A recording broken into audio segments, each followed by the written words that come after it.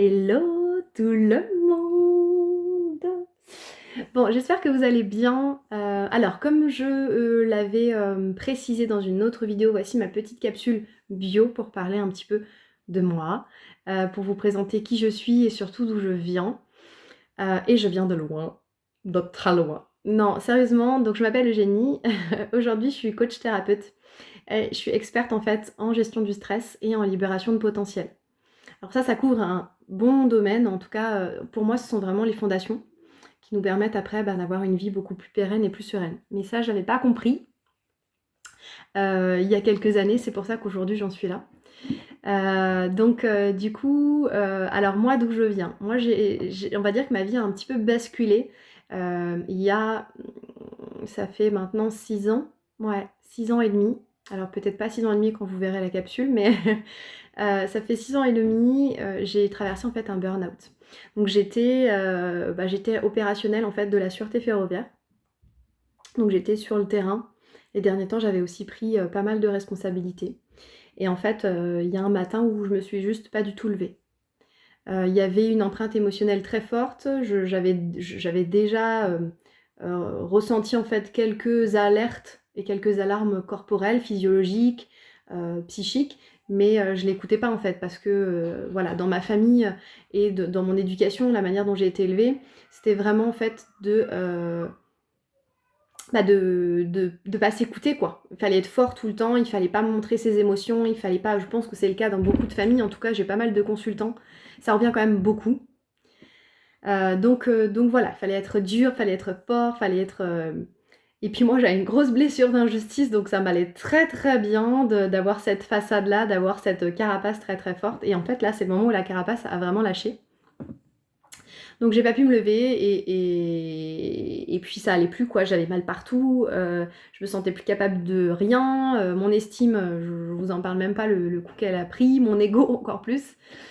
Et en fait, à l'issue de ce burn-out, je me suis dit qu'il y avait quelque chose qui allait plus. J'ai voulu comprendre comment j'en étais arrivée là. Comment est-ce que j'avais pu ne pas respecter mes limites? Comment est-ce que j'avais pu ne pas m'écouter? Comment est-ce que c'était possible d'être tant déconnectée de soi en fait? Et j'ai commencé à creuser un petit peu. Alors au début, pour moi, vraiment, hein, je le dis en toute transparence, ma valeur haute c'est l'authenticité. Donc vous ne me verrez jamais retoucher une vidéo. Je suis vraiment comme je suis. Et, euh, et en fait, au début, voilà, j'ai vraiment cherché à me nourrir parce que je me suis rendu compte que j'étais pas du tout alignée tous ces temps-là et que j'étais tout le temps en train de forcer et de vouloir rentrer dans une case, de vouloir correspondre à une certaine idée qu'on se faisait de moi, de vouloir correspondre à ce qu'attendait de moi mon papa, à ce qu'attendait de moi ma maman, etc. Et puis même au niveau des dictats en fait sociétaux tout simplement. Donc euh, Donc j'ai commencé à explorer un peu, j'ai commencé à m'intéresser au cerveau. L'une des premières formations que j'ai faites, c'était en yoga thérapeutique et justement spécialisation dans le stress parce que je voulais comprendre ce mécanisme-là. Et j'ai vraiment, en fait, tout au long de mon parcours, j'ai pris conscience que le stress, c'était vraiment quelque chose de positif. Là où j'avais toujours une connotation négative et qu'il pouvait même être exploité au même titre que la peur, au même titre que les émotions, comme une énergie, comme un moteur en fait, comme un vecteur d'avancement, d'évolution, d'investissement. Et puis voilà, donc mon parcours a commencé avec le yoga, beaucoup de yoga. Alors j'en faisais déjà avant, mais d'une manière comme une élève quoi. Et là j'ai vraiment envie d'aller plus loin, même si on reste élève à vie. Et puis ensuite, naturellement, se sont enchaînées plein de jolies choses. J'ai rencontré une énergéticienne, donc je me suis dit que j'allais me former à l'énergétique. Et puis j'ai eu envie d'aller encore un peu plus loin, donc je me suis formée au coaching. Et là, ça a vraiment changé ma vie parce que ce travail en profondeur que j'ai commencé à amorcer, il a révolutionné ma vie. Là, je me suis alignée, j'ai compris mes valeurs, quels étaient mes besoins. J'ai compris en fait que durant tout ce temps, j'avais pas respecté mes valeurs, j'avais pas respecté mes besoins. Et que c'est pour ça que je me sentais pas bien. Et puis je me suis rendu compte aussi que j'étais dépendante affective, j'étais insécure en fait avec moi-même. J'avais une basse estime de moi, enfin même plus que ça en fait, j'avais une image de mon estime, de la jauge de mon estime qui était biaisée, complètement biaisée. Et donc je me suis rendu compte que j'étais voilà, dépendante affective, que je dépendais, j'avais une grosse blessure avec ça vient d'une histoire avec mon papa qui est aujourd'hui résolue. Et ça m'a permis, tout ça en fait, j'ai exploré vraiment le champ des possibles.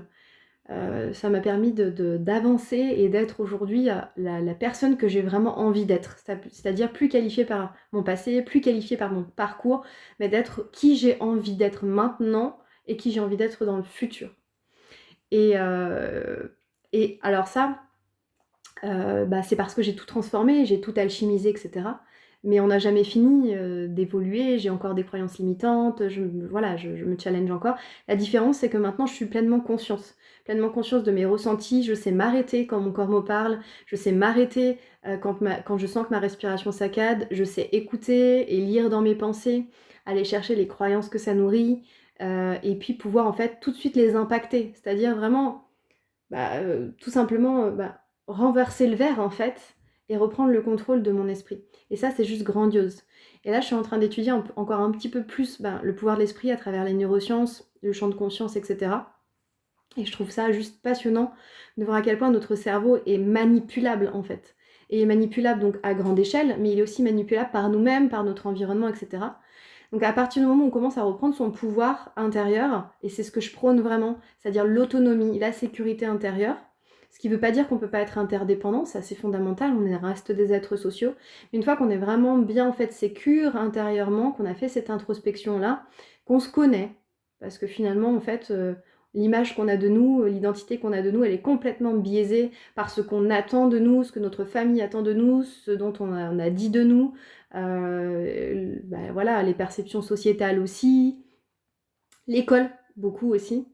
Mais une fois qu'on sait qui on est, c'est fou quoi. On trouve vraiment l'état de flow, on sait où on veut aller et on crée la vie qui nous ressemble. Et voilà, et si on m'avait dit ça il y a quelques années, j'aurais juste pas cru, parce que enfin, quand on est aussi sûr de son identité, on s'autorise à croire en ses rêves. En fait, on connaît les processus, on sait ce que c'est le doute, on sait ce que c'est tout ça. Hein. Ça veut pas dire que je m'en suis séparée, c'est absolument pas vrai et je vous mentirais en le disant. Mais je sais juste vraiment l'amadouer et le transformer. Donc voilà, en fait, si j'ai à parler d'étapes dans ma vie, c'était vraiment ça, c'était le burn-out. Alors avant le burn-out, j'avais fait ce que les médecins appelaient des dépressions. En fait, je pense pas que c'était des dépressions, je pense que j'étais juste pas du tout en accord avec moi-même. Et j'étais en manque d'énergie vitale, comme le dirait si bien l'Ayurveda. Et c'est grâce à tout ça que j'ai pu avancer, et notablement aussi grâce à l'Ayurveda, parce que je suis partie en Inde me former à plusieurs reprises. Et c'est vraiment grâce à ça qu'en fait j'ai pu aussi apprendre à me connaître, quoi. Parce que ça, c'est un livre de connaissance de vous. Que ce soit au niveau alimentaire, au niveau psychique, au niveau émotionnel, j'ai jamais trouvé autant de savoir que dans cette médecine-là. Et je l'applique sur moi depuis que j'y ai été formée, donc depuis 2018. Et elle me permet de rester toujours en état d'équilibre en fait. Elle me permet de vraiment m'équilibrer. Le dernier événement très marquant dans ma vie, si vous parcourez un peu mon profil, vous verrez, c'est mon accident. J'ai eu un accident de voiture extrêmement impactant l'année dernière. Et suite à ça, en fait, j'ai développé, j'ai fait un choc post-traumatique assez violent. Donc pendant 2 mois, des rêves de mort. Enfin, c'était assez intense avec des douleurs, le syndrome des jambes sans repos, donc des douleurs neurologiques, névralgiques un peu partout. Enfin, c'était assez intense. Et en fait, j'ai été voir pas mal de médecins. Et j'ai eu le droit, c'est sûrement, alors au début j'ai eu le droit aux médicaments, oui mais c'est l'estomac, vous avez juste les viscères qui ont été bougés, etc. Mais avec le temps ça passait pas, et comme je ne suis absolument pas pro-médicaments et allopathie, parce que j'ai confiance en mon homéostasie, en mon équilibre intérieur, j'ai utilisé l'Ayurveda. Alors j'ai pas été que toute seule, je me suis fait aussi accompagner. J'ai pris aussi un thérapeute, un coach en hypnose, parce que j'avais besoin d'aller vraiment creuser. Et en fait, j'ai déclenché la fibromyalgie. Sauf que j'ai pas accepté de l'entendre de la part des médecins. C'est-à-dire qu'à partir du moment où ils ont commencé à m'en parler, je me suis retirée complètement de la sphère en fait médicale, parce que c'était quelque chose que j'avais pas envie d'alimenter. Je savais à ce moment-là que mon système de croyance allait rentrer dans cette boucle-là, qui allait dire que j'allais me positionner en fait sans cesse dans la douleur, j'allais avoir sans cesse un positionnement victime, etc. Et j'avais pas envie de le prendre en fait, de le reprendre parce que j'avais déjà connu justement avec le burn-out. Donc j'ai pas alimenté cette croyance-là en fait. J'ai reconnu les douleurs, je me suis connectée aux douleurs.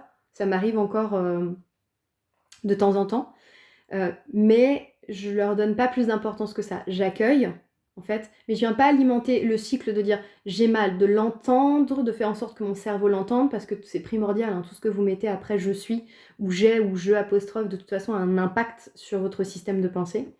Donc j'ai pas en fait voulu le cultiver, voilà, j'ai pas voulu aller plus loin, j'ai pas voulu aller...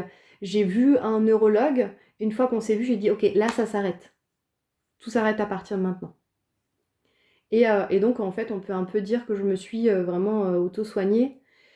Ça n'a pas été facile tous les jours, et je dis pas que c'est facile tous les jours, mais je dis qu'aujourd'hui, avec le recul, je suis bien contente d'avoir agi comme ça, parce que je sais à quel point notre cerveau est manipulable, et je sais que si on me semait une graine dans mon esprit, il allait falloir que je lutte, ok, et que je remuscle et que je redynamise mon cerveau pour ne pas qu'il cultive cette graine et qu'il la fasse grandir. Donc voilà un petit peu mon parcours. Je pense que vous savez à peu près tout, en tout cas les grandes lignes. Aujourd'hui, je suis donc formatrice en technique d'optimisation du potentiel, que je donne pas mal dans les entreprises.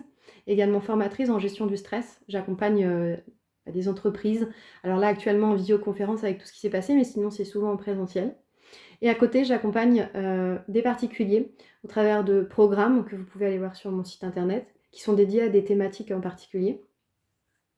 Et et puis je suis coach en fait. J'aime pas vraiment dire ça, mais je suis coach thérapeute, et mon objectif à moi, c'est libérer votre potentiel. Et pour ça, ça passe par un 360 en fait. On est obligé de travailler sur le triangle tête-cœur-corps. On peut pas juste se dire ok, ça vient de la tête. Ok, non, on est obligé d'explorer l'émotionnel, on est obligé d'explorer le physique et le physiologique. Voilà, c'est simplement en fait une vision holistique, c'est-à-dire une vision globale de votre corps, parce que toutes ces sphères-là sont connectées. Et ça passe aussi par un travail profond au niveau spirituel, un travail profond au niveau énergétique. Voilà, ça c'est mon travail et je l'adore. Mais j'ai un peu créé ma vie, on va dire, un peu sur mesure, quoi. Voilà, comme j'avais envie, comme j'avais projeté de la mettre en œuvre, et même si on évolue chaque jour et mes attentes évoluent aussi chaque jour, aujourd'hui je sais que je suis fière de là où je suis, et je sais que je suis bien là où je suis. Voilà, je peux le dire et le partager ouvertement. Et ça a été un long cheminement. Donc voilà, c'est normal, je trouve qu'à mon tour, aujourd'hui, je puisse en tout cas diffuser tous les outils qui m'ont permis d'en arriver là où je suis. Bien sûr, je continue d'apprendre, je continue de me former. En ce moment, j'étudie beaucoup la psychologie, les neurosciences. Donc, mais en tout cas, j'ai foi dans le potentiel humain. Et ce que j'aspire vraiment, plus que tout, c'est vous rendre votre autonomie. Parce que j'ai été dépendante. J'ai eu des liens toxiques, et j'ai eu ce burn-out à me victimiser en me disant que tous les problèmes venaient de l'extérieur, en fait. Que c'était les autres, que c'était mon travail qui était trop difficile, que les conditions de travail étaient trop difficiles, que oui, c'est vrai, peut-être, mais en même temps, c'est moi qui m'y suis engagée. Donc j'avais la pleine responsabilité de là où j'en étais. J'aurais pu aussi refuser de prendre des responsabilités, j'aurais pu refuser de monter en grade, j'aurais pu... Voilà. Donc ça m'a permis de reprendre le pouvoir, en fait. Et c'est ce que je veux aujourd'hui, parce que tout, absolument tout est en vous. Tout est à l'intérieur de vous, et tout commence par vous. Et une fois que vous avez fait le travail, tout ce qui se passe autour change. Tout ce qui se passe autour devient en fait... est déjà, mais devient encore plus votre miroir positif du moins. Donc voilà les amis, j'espère que ça vous aura permis de cibler un petit peu. Moi, tout ce que je veux, c'est vous redonner votre pouvoir sur la vie, en fait. Voilà, libérer votre potentiel. Et ça passe par apprendre à savoir qui vous êtes, apprendre à vous estimer tel que vous êtes, phase d'acceptation, travailler ses croyances, et puis bien sûr le passé et les blessures, mais ça, on n'y reste pas trop longtemps, parce que c'est pas ce qui vous qualifie. Aujourd'hui, vous pouvez choisir d'être qui vous voulez, et ça, c'est primordial à savoir. Alors forcément, on ne vous le dira pas de partout, parce que ça libérerait trop d'esprit, et ça construirait une société trop différente de celle qu'on a aujourd'hui, et pourtant, il faut l'entendre. Donc voilà, j'espère que vous pouvez l'entendre, et si vous avez des questions et d'autres choses, n'hésitez pas. Vous avez toutes les informations sur mon site internet, sur mes accompagnements, sur moi aussi, et sur mes programmes qui sont juste super. L'année dernière, j'ai sorti un programme, alors peut-être que vous me suiviez déjà, sur 21 jours en tête-à-tête avec ton âme qui était gratuit et j'avais mis énormément d'outils pour vous reconnecter un petit peu à votre essence intérieure. Et cette année, il va sûrement ressortir dans une, version très, très différente, mais gratuit aussi parce que l'idée, c'est aussi de vous apporter le maximum. Et si vous souhaitez échanger, travailler avec moi, n'hésitez absolument pas, je serais ravie de faire votre connaissance. Et puis moi, je vous dis à très, très vite, au plaisir d'échanger plus longuement. Je vous embrasse et merci d'avoir pris le temps de regarder cette vidéo.